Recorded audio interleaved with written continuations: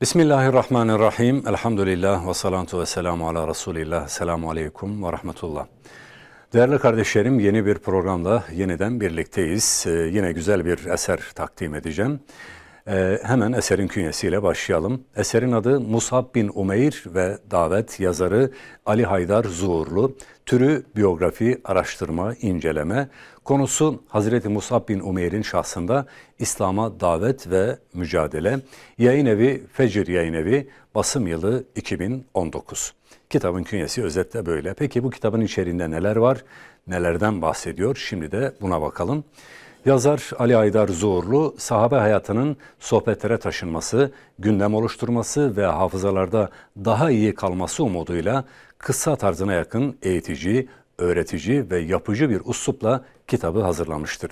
Kitap birden çok tefsir, siyer ve sahabe hayatını konu edinen eserlerden istifade edilerek bir sahabe, bir kavram düşüncesiyle oluşturulan bir çalışmadır, bir eserdir.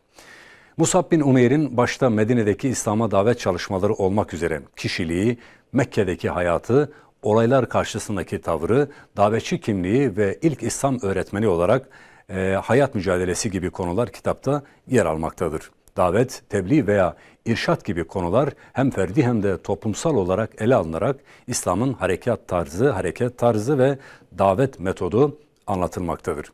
Kitabın ana konusu davettir. Bu konu Musab bin Umeyr'in Medine'deki çalışmalarıyla kitabın bölümleri içinde anlaşılır bir dille verilmektedir. Evet, kitabın içeriği, mahiyeti özetle böyle. Peki bu kitap neden okunmalı? Şimdi bu soruya şu şekilde cevap verebiliriz. Eser, İslam'ın, siyerin ve sahabe hayatının daha iyi anlaşılıp yaşanması açısından okuyucuya Müslüman bir kişiliğin oluşmasına dair önemli kazanımlar sağlamaktadır.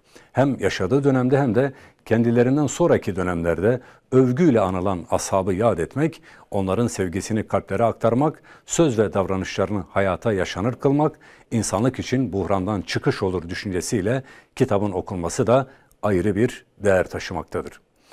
Davet, insanlık için sonu hüsran olandan sakındırma ve kurtarma hareketidir. Güzele teşvik edip çirkinlikten uzaklaştırma, iyiliği emredip kötülükten kurtarma, hak ve gerçeği öğretip batıl ve gerçek dışı olanları terk ettirmedir davet.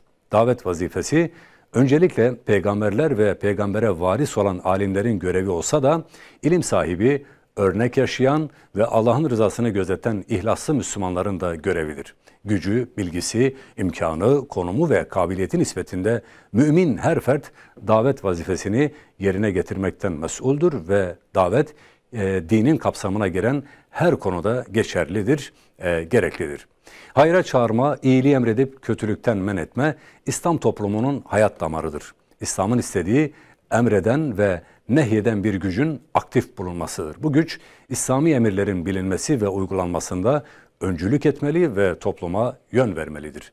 Bu ilahi metodun teneffüs edildiği, pratik olarak uygulandığı ve hayra davet edenlerin yardımlaştığı, sorumlulukları paylaştığı bir ortamdır. Müslümanların kendine has değerleriyle yaşama isteğidir. Evet, Müslümanların kendi ortamının oluşturmaları İslam'ın bir emridir. Bu ortam parlak ve saf sevgi, hoş ve güzel dostluk, geniş ve derin bir dayanışmadır. Zaten Müslümanların Yüce Allah katında üstün kılan, onların hayra çağıran, iyiliği emredip kötülükten men eden bir toplum olmalarıdır. Dolayısıyla İslam'ı şiar edinen her Müslümanın Musab bin Umeyr ve davetle dava bilincini, şuurunu, ilgi, muhabbet ve imanını artıracağı kanaatindeyiz. Bu nedenle de bu kitabın mutlaka okunmasını, okutulmasını tavsiye ediyoruz.